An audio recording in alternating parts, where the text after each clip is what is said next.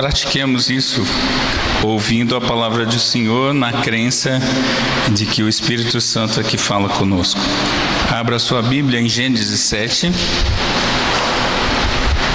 Gênesis 7, leremos todo o capítulo. Diz assim a Escritura: Disse o Senhor a Noé: Entra na arca, tu e toda a tua casa, porque reconheço que tens sido justo diante de mim no meio desta geração. De todo animal limpo levarás contigo 7 pares, o macho e sua fêmea, mas dos animais imundos 1 par, o macho e sua fêmea. Também das aves do céu 7 pares, macho e fêmea, para se conservar a semente sobre a face da terra. Porque daqui a 7 dias farei chover sobre a terra durante 40 dias e 40 noites, e da superfície da terra exterminarei todos os seres que fiz. E tudo fez Noé, segundo o Senhor lhe ordenara. Tinha Noé 600 anos de idade quando as águas do dilúvio inundaram a terra. Por causa das águas do dilúvio entrou Noé na arca, ele com seus filhos, sua mulher e as mulheres de seus filhos, dos animais limpos e dos animais imundos e das aves e de todo réptil sobre a terra, entraram para Noé na arca de 2 em 2, macho e fêmea, como Deus lhe ordenara. E aconteceu que depois de 7 dias vieram sobre a terra as águas do dilúvio. No ano 600 da vida de Noé, aos 17 dias do 2º mês, nesse dia romperam-se todas as fontes do grande abismo, e as comportas dos céus se abriram, e houve copiosa chuva sobre a terra durante 40 dias e 40 noites. Nesse mesmo dia entraram na arca Noé, seus filhos, Sem, Cã e Jafé, sua mulher e as mulheres de seus filhos, eles e todos os animais segundo as suas espécies, todo o gado segundo as suas espécies, todos os répteis que rastejam sobre a terra segundo as suas espécies, todas as aves segundo as suas espécies, todos os pássaros e tudo o que tem asa. De toda a carne que havia fôlego de vida entraram de 2 em 2 para Noé na arca. Eram macho e fêmea os que entraram de toda a carne, como Deus lhe havia ordenado. O Senhor fechou a porta após ele. Durou o dilúvio 40 dias sobre a terra. Cresceram as águas e levantaram a arca de sobre a terra. Predominaram as águas e cresceram sobremodo na terra. A arca, porém, vogava sobre as águas. Prevaleceram as águas excessivamente sobre a terra e cobriram todos os altos montes que haviam debaixo do céu. 15 côvados acima deles prevaleceram as águas e os montes foram cobertos. Pereceu toda a carne que se movia sobre a terra, tanto de ave como de animais domésticos e animais selváticos, e todos os exames de criaturas que povoam a terra. E todo homem, tudo que tinha fôlego de vida em suas narinas, tudo o que havia em terra seca morreu. Assim foram exterminados todos os seres que havia sobre a face da terra, o homem e o animal, os répteis e as aves dos céus foram extintas da terra. Ficou somente Noé e os que com ele estavam na arca. E as águas durante 150 dias predominaram sobre a terra. Vamos orar. Querido Deus, Pai, Filho e Espírito Santo, estamos diante da Tua Santa Lei.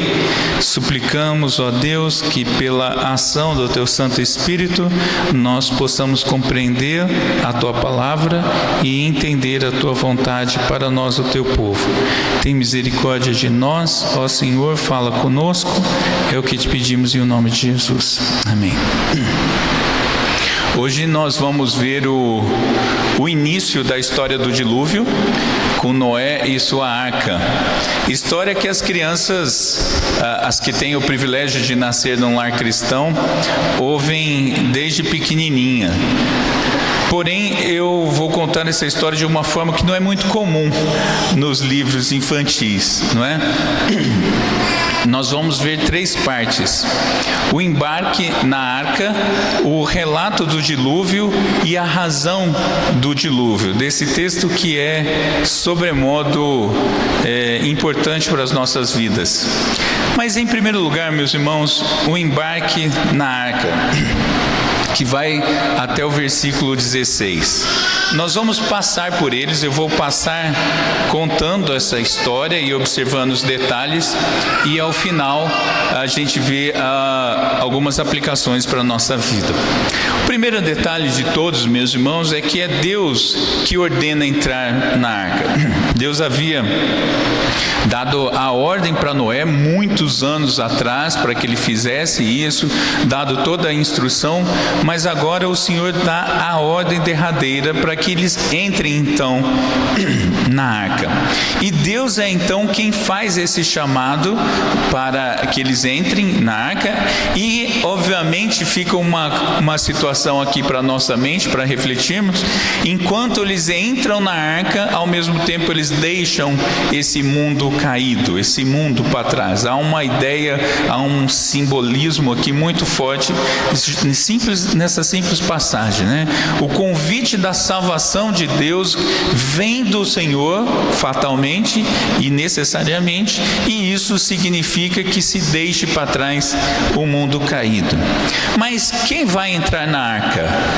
Essa parece uma resposta fácil, as crianças saberiam responder muito bem isso, mas a gente precisa olhar um pouquinho mais detalhadamente. Nós sabemos, as crianças responderiam, por exemplo, Noé, a família e os bichos, e sim, eles estariam absolutamente certos sobre isso. Mas vamos olhar para esses três blocos, digamos assim. Em primeiro lugar, nós temos o nome de Noé, e esse é com quem Deus conversava e a quem Deus deu as suas instruções. Mas Noé é descrito pelo Senhor. Veja, Noé é descrito como um homem justo e fiel. E eu ainda estou ali no versículo 1, não é? Noé é reconhecido como justo, e veja, ele é reconhecido como justo diante de Deus. E essa é uma característica fantástica que nós temos sobre Noé. E é óbvio, meus irmãos, que somente o justo juiz é que pode afirmar quem é justo. Então nós temos aqui Deus, o próprio Senhor Todo-Poderoso, reconhecendo que Noé é justo diante dele. Nós já vimos isso em outros sermões, que nós não estamos falando de perfeição, de absoluta condição de impecabilidade, porque isso só o Senhor Jesus tem. Mas nós temos aqui alguém que era, usando a expressão de Paulo lá em Timóteo ou em Tito, nós temos alguém que era irrepreensível, alguém que diante do próprio Senhor e diante da sociedade era visto como alguém temente a Deus. E o segundo aspecto é justamente esse, que ele era justo em meio a uma geração perdida, ainda diz o versículo 1. Meus irmãos, nós lemos aqui na liturgia o texto de Mateus 24, 37 a 39, mas eu vou ler o versículo 38. O Senhor Jesus dizendo: nos dias anteriores ao dilúvio, comiam, bebiam, casavam e davam-se em casamento até o dia em que Noé entrou na arca. Isso aqui nada mais é, meus irmãos, que o ateísmo prático. Às vezes a gente não conhece pessoas ateístas, né, ateias, que professam ser assim, mas a gente conhece muita gente assim na prática. É simplesmente gente que vive como se Deus não existisse, vive a sua vida, toca a sua vida como se Deus sequer existisse, faz o que dá na cabeça, como diz o texto, né? Comem, bebem, casam, separam, fazem o que bem entendem, e como se Deus simplesmente não existisse. É a vida de um ateu na prática, não é? Mas Noé não. Noé então é justo em meio a essa situação tão ruim que o mundo se encontrava. Mas Noé também é reconhecido como alguém fiel. Veja, o texto diz que Noé faz, versículo 5, fez tudo conforme Deus ordenou. Nós vemos aqui a fidelidade no cumprimento das ordens dadas pelo próprio Senhor. Noé foi fiel em todas as coisas. O texto dá a entender essa abrangência da vida de Noé. Noé não tinha, até aqui pelo menos, Noé não tinha situações em que ele era absolutamente pecador, ou que ele vivia de maneira em pecado quanto mais. Não, nós temos aqui uma situação onde o próprio Senhor, por meio do seu Santo Espírito, diz que Noé fazia absolutamente tudo. E a obediência, meus irmãos, é o segredo para a bênção de Deus. Uma frase, digamos assim, bastante pentecostal, se eu quisesse gastar tempo com isso, né? Daria até um título, né? Até um título de sermão. A obediência é o segredo para a bênção de Deus. Sim, mas isso só Cristo pode fazer. Não é? Romanos 5,19, nós vamos ver que por meio de um homem entrou o pecado, mas por meio de um único homem, Jesus, houve a solução por tudo. E houve por meio da obediência. Cristo foi obediente até a morte e morte de cruz. Cristo cumpriu toda a lei. Então, como nós sabemos e vimos em sermões passados, Noé aqui é uma sombra de Cristo, é um tipo de Cristo. Nós estamos vendo que por meio da obediência há a bênção de Deus. E nós sabemos que, apesar da nossa falha obediência, o Senhor ainda assim nos abençoa. O Senhor, há um prazer no Senhor, um deleite no Senhor em abençoar o seu povo, em especial quando estão vivendo em obediência à sua palavra.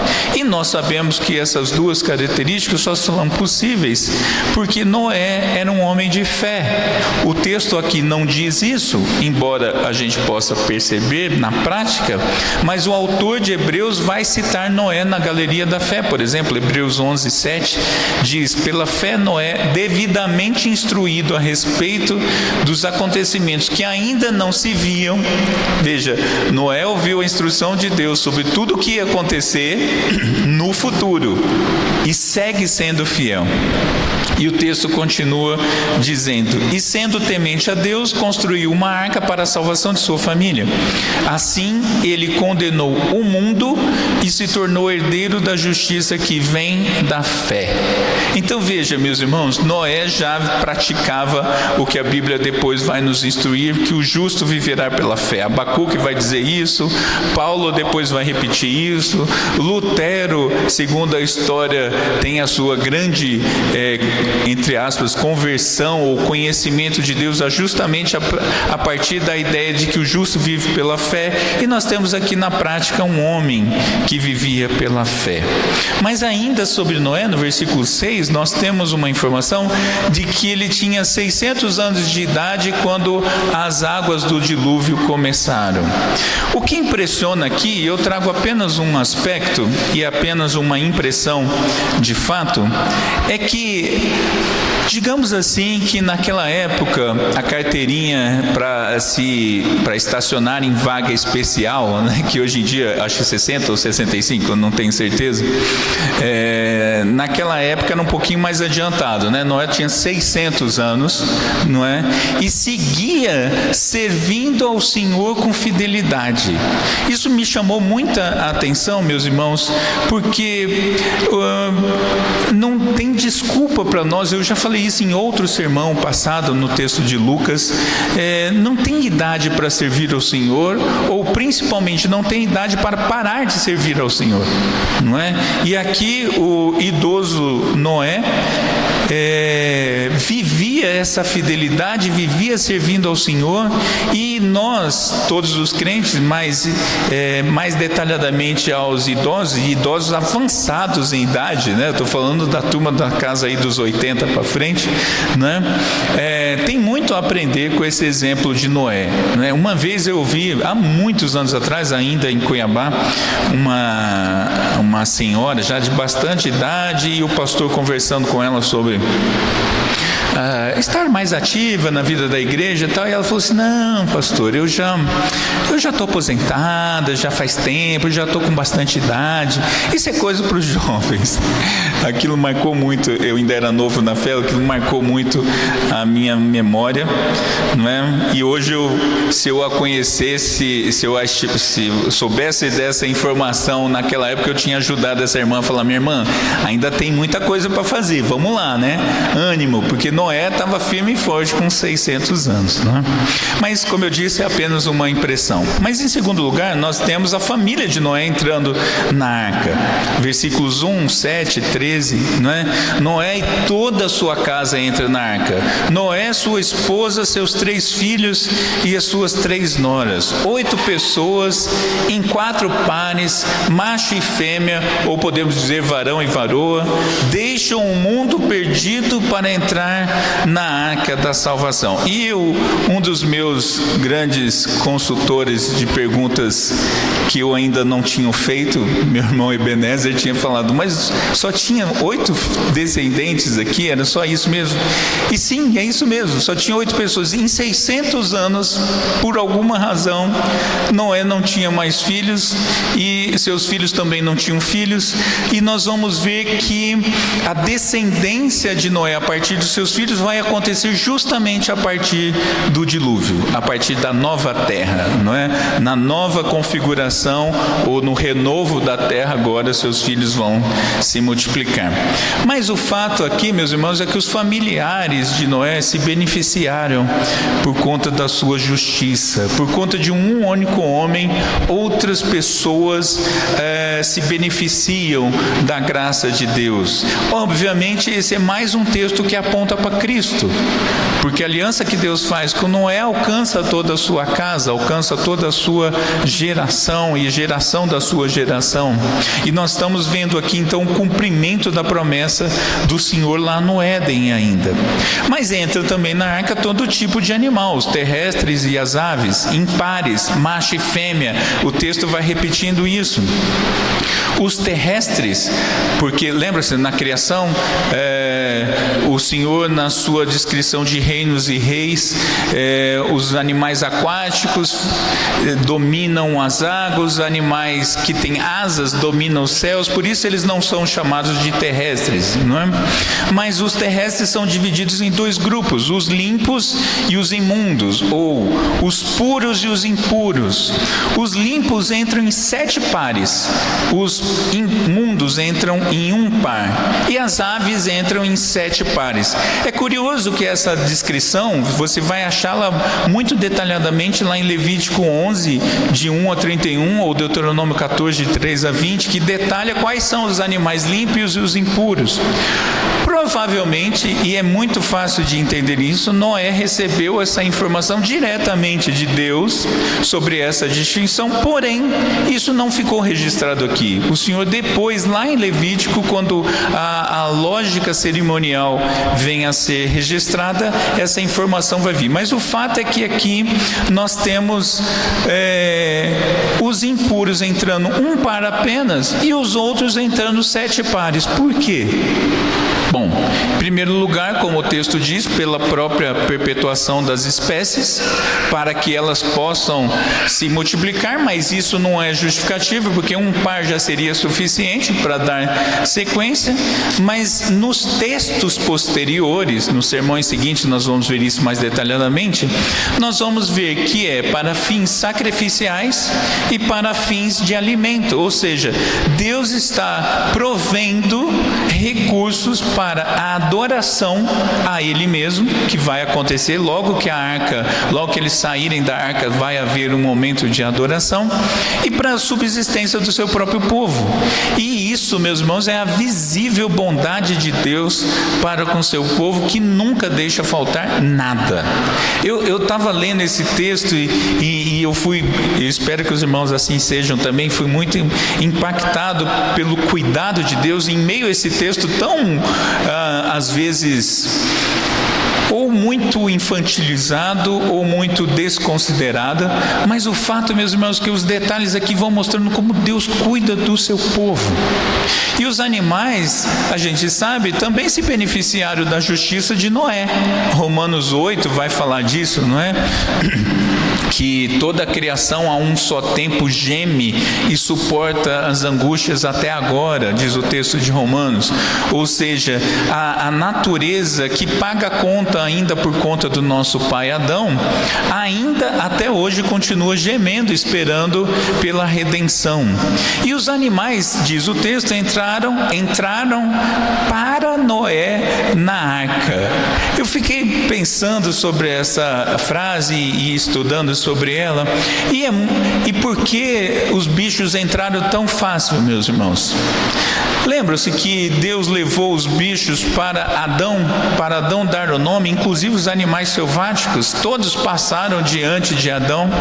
É a mesma lógica que Deus levou os bichos para entrarem na arca. Isso é um fato impressionante. E isso também me fez pensar num outro cuidado de Deus, porque é Deus quem promove o milagre necessário para que nós possamos cumprir aquilo que Ele mesmo determinou. Veja, Noé tem uma ordem muito clara, mas muito difícil. Constrói uma arca gigante, não é? Aliás, a arca, ela é, digamos, 2/3 do tamanho do Titanic, só para a gente ter uma noção, não é? Noé constrói esse barco gigante, até aí, né? Com 100 e tantos anos, dá para entender que ele conseguiu fazer. E para pôr os bichos? Como que você cuida de leão, meus irmãos? De tigre, de lobo, de hiena, bichos que atacam, de cobra. Como que você faz isso? E diz o texto que eles entraram de 2 em 2, em obediência à palavra do Senhor, porque é Deus que determinou, que deu essa ordem para a entrada deles. Mas, continuando ainda sobre essa entrada na arca, nós vemos um tempo descrito com uma precisão que é incomum.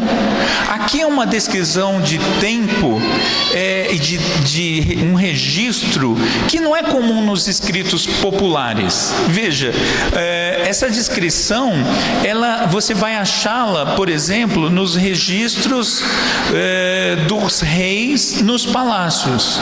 Os decretos reais, os registros reais, eles são muito bem detalhados. Porém, aqui nós vemos isso acontecendo. Nós vemos, por exemplo, que 7 dias foi o tempo que Deus deu para todos os animais e aqueles familiares de Noé entrarem na arca. Agora, imagine, meus irmãos, as pessoas olhando para isso. Foi citado aqui, acho que a Adelso que citou, se não me engano, o filme lá do o Deus Todo-Poderoso, o 2, não é? Onde tem uma construção da arca, né? E ali tem uma cena onde os policiais, os vizinhos, a imprensa, principalmente a imprensa, está ali olhando e zombando, e os bichos ainda estão de fora da arca. De repente tem um momento de entrada e os bichos entram, não é? Todos os animais ali. Mas o fato, meus irmãos, que esses 7 dias, a ideia aqui é a última chamada. A noção que fica aqui para nós são os últimos dias de fato antes do juízo. E aí o 8º dia, então, inicia o dilúvio, precisamente no 17º dia do 2º mês do ano 600 da vida de Noé. Existe uma data precisa que isso aconteceu. E então nós temos os versículos 11 e 12, a ira de Deus. E aqui, meus irmãos, 2 detalhes importantíssimos, embora haja muita discussão pós-moderna científica sobre isso. Nós temos 2 registros. O primeiro deles: romperam as fontes do grande abismo. Primeiro que as expressões aqui, tanto desse texto quanto do outro que eu vou ler, ela fala de uma força muito grande. No hebraico, a ideia é de uma força realmente muito grande. Nós temos aqui um revolver das águas de baixo para cima, ou seja, em primeiro lugar, houve um mover das águas de baixo para cima. Não foi só a chuva. Às vezes a gente fica com foco apenas na chuva, mas começou também com as águas, uma forte movimentação. Nós poderíamos chamar isso nos nossos dias de uma movimentação tectônica submersa, tanto divergente quanto convergente, ou seja, placas se movendo, não é? Confrontando uma com a outra ou rompendo uma de outra, ou ainda tendo explosões vulcânicas submersas. Eu estou usando termos modernos para a gente tentar ter uma ideia, e nós sabemos que isso é bastante possível. A reverenda Adelson, no último sermão, nos lembrou dos tsunamis recentes que nós vimos, tsunamis que cobriram ilhas enormes, em grandes proporções, cobriram ilhas, e isso foi apenas um movimento. Então, de fato, é possível tecnicamente que houvesse um mover das águas, tumultuando tudo e gerando toda essa confusão. Porém, o texto ainda diz que as comportas do céu se abriram em copiosa chuva, um expressivo volume de água. E, meus irmãos, quem conhece o problema lá de casa sabe que eu entendo bastante de água infiltrando, né? Fevereiro, mês que passou, foi o mês mais chuvoso do DF desde o início da sua medição pelo INMET em 1961. Nunca choveu tanto no DF quanto choveu em fevereiro. E olha, eu vi o resultado dessa água. E se só essa chuva no DF já causou tanto estrago, imagine o que 40 dias e 40 noites de chuva ininterrupta faria. O curioso é que Deus, a expressão usada aqui nas Escrituras é que as comportas do céu se abriram. Eu não sei se você está inscrito no serviço da Defesa Civil, que manda o SMS informando de chuvas e outros avisos, né, de catástrofes, de previsões meteorológicas. E em fevereiro, várias vezes, veio um SMS dizendo que cuidado que as barragens do Paranoá foram abertas, né? E as comportas da barragem foram abertas e o volume de água é muito grande. Cuidado. Eu fiquei pensando, gente, o que foi esse momento? Realmente foi muito forte. A superfície da terra, inclusive segundo alguns estudiosos cristãos, cientistas, entendem que aqui a própria geografia da terra foi mudada, não é? Diante de tamanha violência natural que nós tivemos aqui. Mas o que mais importa, além desses fatos naturais, é que o registro da força anotado aqui pelo Espírito Santo aponta para a força do juízo de Deus. Deus está pesando a mão aqui de uma forma, meus irmãos, que é para nós incalculável. Nós não vimos isso, nós não sabemos o que é, mas Deus está pesando a mão numa proporção necessária ao mal existente. Veja, versículo 6, capítulo 6, versículos 11 e 12 diz assim: a terra estava corrompida à vista de Deus e cheia de violência. Viu Deus a terra e eis que estava corrompida, porque todo ser vivente havia corrompido o seu caminho na terra. Para corrigir isso, meus irmãos, havia necessidade realmente de uma força extrema. Mas o detalhe é que há um detalhezinho no versículo 16 que todos os teólogos comentam sobre ele, e é fantástico o que diz o texto. O detalhe é que é Deus quem conclui a obra que Ele mesmo começou. Versículo 16 diz que o Senhor fechou a porta após Noé. É Deus que faz a obra no começo, mandando entrar, e é Deus que conclui a obra no final, fechando a porta. Nós não sabemos se realmente era porque Noé não tinha condições humanas de puxar, mas o fato é que Deus age aqui de maneira graciosa. E nós vemos aqui a maravilhosa obra de segurança que há no Senhor. Porque afinal de contas as águas iam começar. E se não fecha a porta a tempo? Mas, mais do que isso, meus irmãos, é o cuidado de Deus concluindo, dando cabo da sua obra. E Paulo fala disso, de algo semelhante lá em Filipenses 1:6, um texto que deve sempre nos animar. Paulo diz: eu estou certo que aquele que começou a boa obra em vocês há de completá-la até o dia de Cristo Jesus.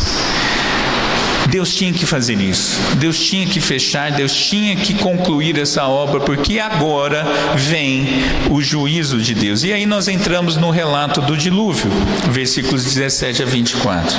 O dilúvio propriamente dito, não há muito o que falar, o que dizer. Como eu disse, houve um revolver das águas de baixo para cima e uma chuva contínua por 40 dias e 40 noites. O detalhe aqui, meus irmãos, é que o número 40 na Bíblia normalmente vem associado à provação e à dificuldade. Mas também vem sempre um início de um novo tempo. Veja, Noé passa por 40 dias e 40 noites, não é? Moisés passa por 40 anos no deserto, faz um jejum de 40 dias. Elias faz uma caminhada em jejum por 40 dias. Jesus é tentado por 40 dias. Veja, essas expressões, elas apontam para algo que vem melhor pela frente.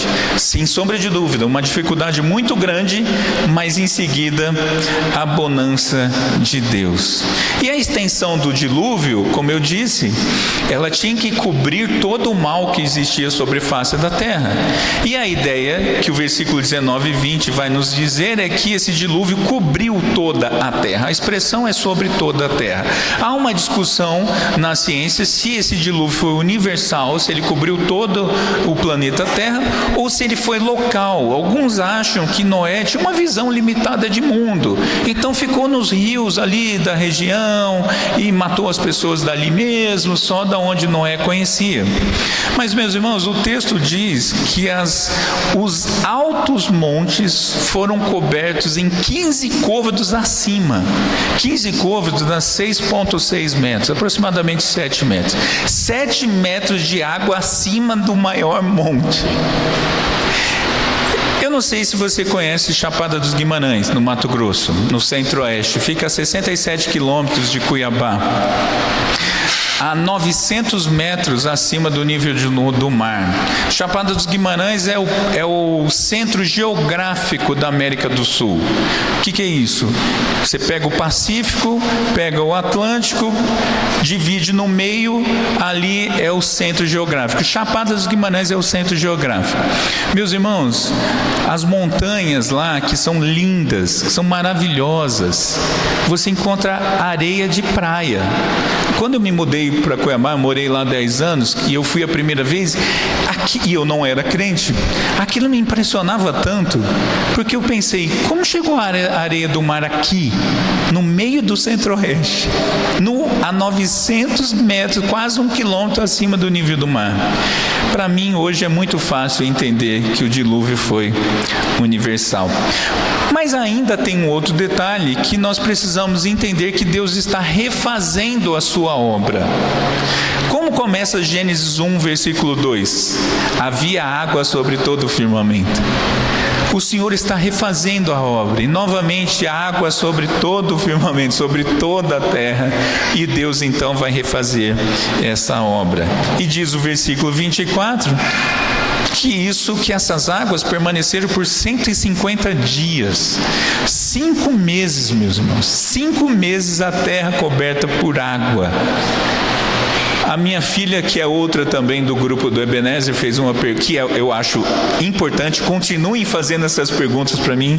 Ela perguntou: pai, como é que a pomba voltou com galho de oliveira? Como que essa oliveira cresceu? Mas de verdade não aconteceu isso. Por a sua providência, e a Bíblia não explica, mas as plantas sobreviveram a 150 dias cobertas por água. Porque o texto bíblico vai dizer que Deus ia fazer juízo sobre as almas, sobre os seres viventes, e não entrou plantas e terra e pedras, a geografia, a geologia não entrou nessa história, as plantas não entraram nessa história. Então Deus, por sua graça e misericórdia, assim preservou. Agora, o que a gente aprende com essas medidas, meus irmãos? Essas medidas, elas nos demonstram o tamanho da extensão do dilúvio, que abarca toda a terra e tudo o que havia nela, conforme Deus havia anunciado. E isso também nos faz lembrar, meus irmãos, da segunda vinda de Jesus. A segunda vinda de Jesus, se alguém tem dúvida sobre o dilúvio, pode ter certeza que na segunda vinda de Jesus não vai haver dúvida. Vai abarcar toda a terra, toda a extensão da terra. Todos os povos, línguas e nações se dobrarão diante dos Reis dos Reis. Então aqueles que têm alguma dificuldade com o dilúvio deveriam se preocupar com a segunda vinda de Jesus, que é essa, sem sombra de dúvida alguma, será universal. Mas por último, para que dilúvio? Essa é talvez uma das coisas que não é muito falada na aulinha das crianças, porque de fato é um contexto um pouco mais denso. Mas o dilúvio, meus irmãos, foi um instrumento de Deus. Versículos 17 a 24 a gente vê isso. Deus promoveu o dilúvio para atender a dois princípios, para cumprir dois fins determinados, tanto para a manifestação do juízo, quanto para a manifestação da graça. Em primeiro lugar, o dilúvio manifestou o terrível juízo de Deus. Versículos 21 a 23, eu vou ler aqui para não errar em nenhuma letra. Pereceu toda a carne que se movia sobre a terra, tanto de ave como de animais domésticos e animais selváticos, e todos os enxames de criaturas que povoam a terra, e de todo homem. Tudo que tinha fôlego de vida em suas narinas, tudo o que havia em terra seca, morreu. Assim foram exterminados todos os seres que havia sobre a face da terra, o homem e o animal, os répteis e as aves dos céus, foram extintos da terra. Ficou somente Noé e os que com ele estavam na arca. Vejam as expressões: pereceu toda a carne, tudo que tinha fôlego de vida morreu. Foram exterminados todos os seres da face da terra, tanto a humanidade quanto os animais, salvos que entraram na arca. Meus irmãos, o dilúvio, nós podemos afirmar com toda certeza, ele foi catastrófico. Para pensar um pouquinho, meus irmãos. Você se incomoda, e deve se incomodar, porque é triste mesmo, com as dezenas de mil mortes, com aquele tsunami gigantesco que teve na virada do ano, alguns anos atrás. Morreram algumas dezenas de mil pessoas. Os eventos históricos terríveis, como guerras, Primeira e Segunda Guerra Mundial, Holocausto, enfim, todos esses eventos que morre muita gente, nós ficamos baqueados, ou você não fica. Mas para pensar, meus irmãos, toda a humanidade e todos os bichos morreram. Você já parou para pensar nisso? Como foi essa cena? E não foi pouca gente não, meus irmãos. Nós estamos falando de toda a terra. Já havia na ordem de milhares e milhares e milhares de pessoas espalhadas pela face da terra. Isso é o juízo de Deus. Só que esse juízo, por mais pesado que seja, ele foi um juízo temporário. O detalhe, meus irmãos, embora isso seja extremamente grave, a segunda vinda de Cristo será pior. Porque aí nós estamos falando do juízo eterno, e que será infinitamente mais amplo, porque entre todas as pessoas, desde Adão e Eva até o dia da volta de Jesus, todas estarão diante do juízo de Deus. Já pensou nisso, meus irmãos? E a gente preocupado apenas com a morte daqueles que ficaram nesse período, é muito pior o que vem por aí. Mas, graças a Deus, o texto não para por aqui. O dilúvio também foi instrumento do Senhor para manifestar a graça do Senhor.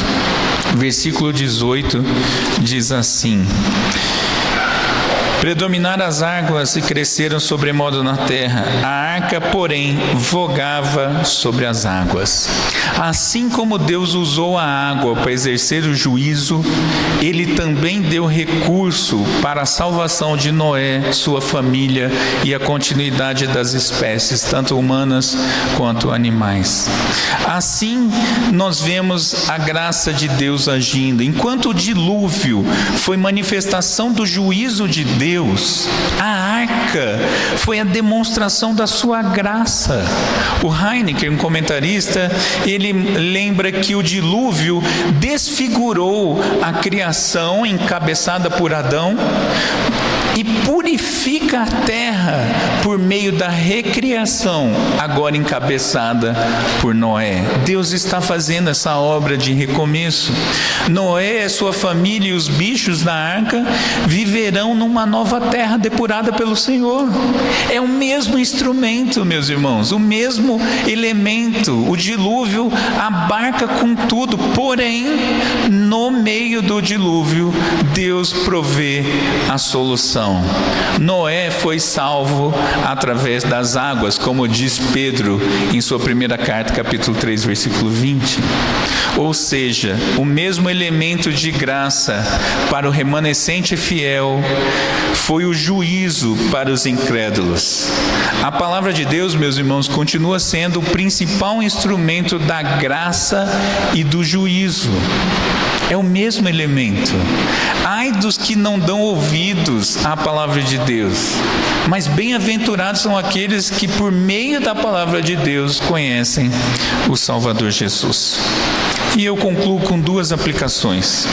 Em primeiro lugar, assim como Noé foi obediente a Deus, justo em um mundo caído, vivendo pela fé em Deus, nós também devemos ser.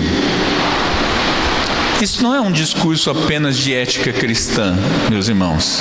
É um dever cristão. O cristianismo está muito frouxo dos nossos dias. As barreiras da moralidade estão muito baixas. É muito fácil hoje em dia assumir práticas antibíblicas como normais. Essa obediência, meus irmãos, além de ser um dever do crente, ela tem que ser vista na prática. Nós vimos isso no texto de Lucas, domingo passado, no sermão de João Batista. Nós temos que dar frutos de arrependimento. Nós temos que mostrar para os outros, neste mundo caído que nós vivemos, que nós somos o povo de Deus. Agora, talvez você se pergunte, mas eu não consigo plenamente. E eu vou te dizer uma coisa, eu também não. Mas nós podemos, meus irmãos, pela mediação de Jesus Cristo. Diz o texto de Romanos, porque dele e por meio dele e para ele são todas as coisas. É o Senhor que provê os meios. Nós estamos neste mundo caído, miserável, desgraçado, entre aspas, ausente da graça de Deus, os incrédulos experimentando todo o mal. Mas nós temos um privilégio, meus irmãos, nós temos o Senhor, o que nos chamou para estar com Ele, e assim nós podemos ser considerados justos e fiéis pelo Senhor, como Noé o foi. Mas em segundo lugar, assim como Noé foi um mensageiro de Deus, nós também devemos ser, e nós devemos, meus irmãos, anunciar duas coisas à luz desse texto e à luz de todas as Escrituras. Em primeiro lugar, nós devemos anunciar o juízo de Deus. O juízo de Deus é certo e se aproxima. Mateus 24, o texto que lemos também, não é? Na liturgia, Nada mais, o Senhor Jesus está fazendo uma associação com o texto de Noé. Assim como ele diz, olha, o povo estava vivendo do bem bom, do jeito que queria, não é? E Noé entrou na arca e o juízo aconteceu. Assim também vai ser com a vinda do Filho do Homem. Meus irmãos, Jesus está voltando. Com certeza, isso eu não tenho dúvida, nós parecemos tolos diante dos homens, anunciando que Jesus vai voltar, anunciando o pecado, anunciando o juízo de Deus. Tem muita gente olhando. Eu fiquei pensando, nós somos como Noé construindo a arca e o povo falando, olha lá os crentes tolos. Olha lá que bobos, olha lá que tantos outros adjetivos pejorativos que nos são dados. Mas nós continuamos anunciando o juízo de Deus. Esse é um dever nosso. O anúncio continua sendo o mesmo: arrependei-vos, raça de víboras. O anúncio continua sendo o mesmo: busquem o Senhor enquanto se pode achar. Meus irmãos, não deixem de anunciar o juízo de Deus. Tem muita gente nesse cristianismo gospel dos nossos dias adocicando o evangelho. Jesus te ama. Tá, beleza, é verdade. Jesus te ama. A questão é, você está em que parte do juízo? Você está de que lado de Jesus? Mas a nossa mensagem não é uma mensagem de juízo exclusivo. A gente anuncia o juízo, mas a gente anuncia a solução, e a solução está em Cristo. Jesus é de fato a arca segura para a nova terra. Se lá atrás teve a arca de Noé, agora nós temos Cristo, a nossa arca segura. Os que estão em Cristo estão livres desse terrível juízo que vem de Deus sobre toda a humanidade. Noé ficou sobre as madeiras da arca, Cristo ficou sobre a madeira da cruz, para nos dar vida e nos levar para a nova terra que Ele mesmo está preparando. Meus irmãos, a relação é direta, e o chamado para a salvação continua vindo de Cristo. Vinde a mim, todos os que estão cansados e sobrecarregados, e eu vos aliviarei. Esse é o chamado, essa é a mensagem que nós devemos ter também. Nós devemos anunciar o juízo juntamente com essa mensagem: vinde a mim, enquanto as portas estão abertas, porque uma hora o Senhor vai fechar as portas, as nécias ficarão para trás, e isso será terrível. Porém, em Cristo, meus irmãos, nós temos esse chamado, esse refúgio seguro em meio à iniquidade e aflições deste mundo caído. Que o Senhor nos abençoe. Vamos orar.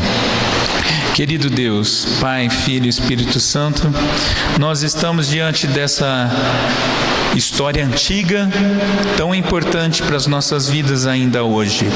Não é uma história apenas para as criancinhas pintarem nos seus cadernos, nas suas folhas, mas é uma história que conta e resume toda a história da salvação. Nessa história nós temos o juízo, a ira de Deus sobre o mal, sobre o ímpio, sobre o pecado, mas nós também temos a graça de Deus sobre os seus eleitos. Nós te agradecemos pelo privilégio de sermos contados como aqueles que foram inscritos nos livros da vida. Mas, ó Deus, tem misericórdia ainda dos teus filhos que não conheceram a notícia da salvação em Cristo Jesus, e usa cada um de nós para esse anúncio. É a súplica que eu te faço, ó Pai, em o nome de Jesus. Amém. Vamos por